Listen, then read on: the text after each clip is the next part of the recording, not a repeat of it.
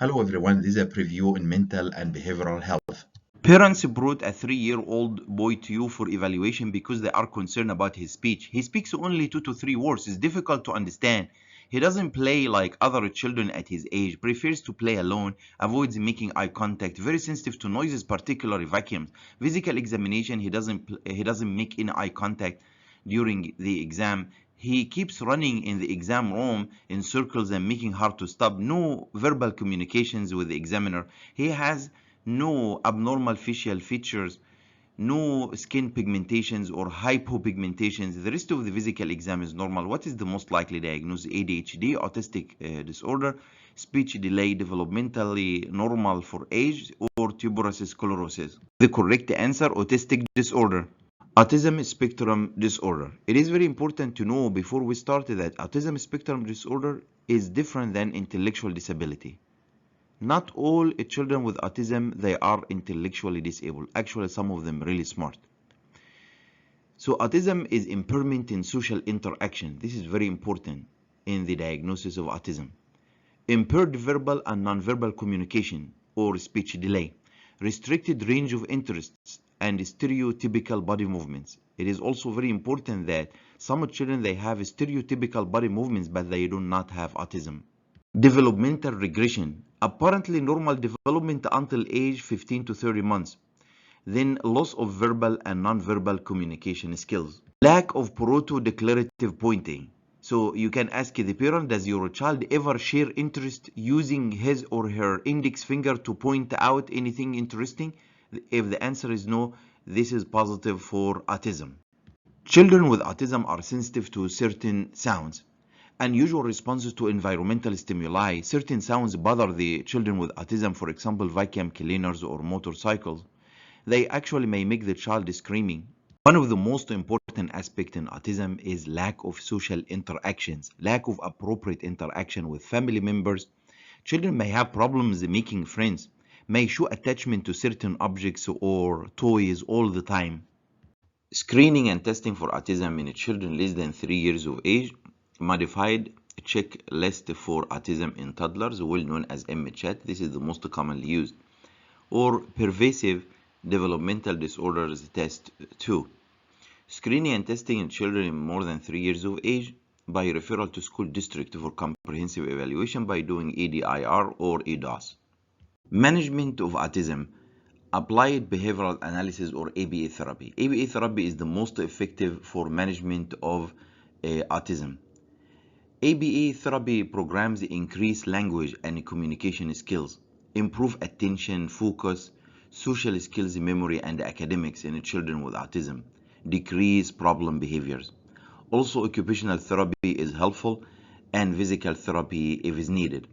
Referral to early childhood intervention for evaluation and management in children less than 3 years of age, and to local school district in children more than 3 years of age. Pharmacotherapy for autism. There is no specific medicine to manage or treat autism, but you can use medicines for the associated condition, like for example aggression. How to manage aggression in children with autism: risperidone or aripiprazole. They are approved by FDA for treating associated aggression or aggressive behavior with autism. Other drugs, you can use SSRI for anxiety. Also, you can use a stimulant for ADHD, but you have to use a lower dose. Indications for genetic testing in cases of autism if it's associated with intellectual disability or global developmental delay. What to order? Fragile X DNA analysis to screen for Fragile X syndrome and chromosomal microarray analysis to look for any other congenital or other genetic diseases associated with autism.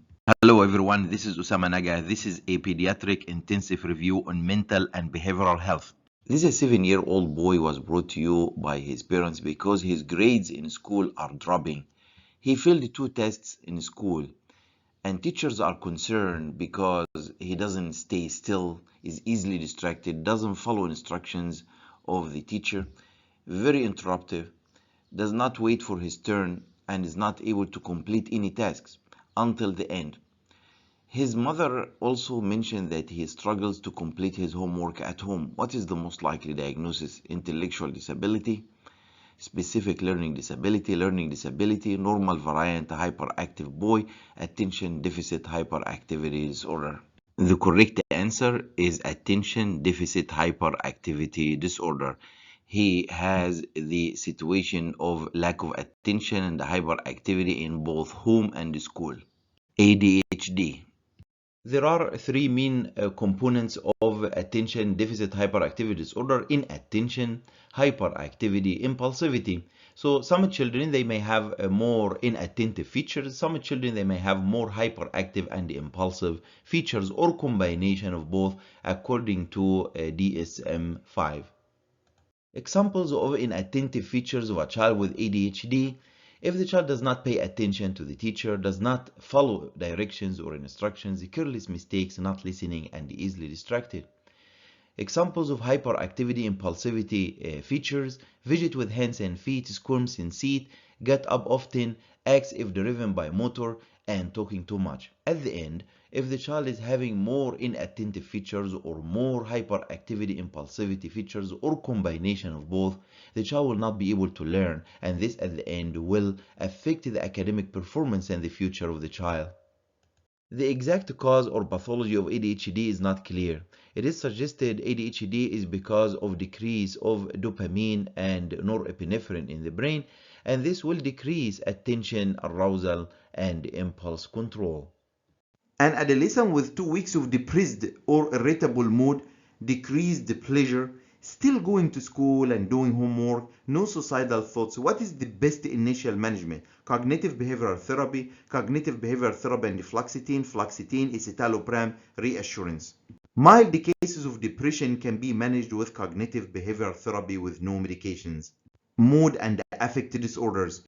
Very important for all adolescents during routine physicals to be screened for depression periodically. Screen for problems with sleep, increased or decreased with early morning awakening, loss of interest, feeling of guilt or worthlessness, loss of energy, difficulty concentrating, making decisions, changes in appetite or weight increase or decrease, changes in psychomotor activity increased or decreased, suicidal ideation.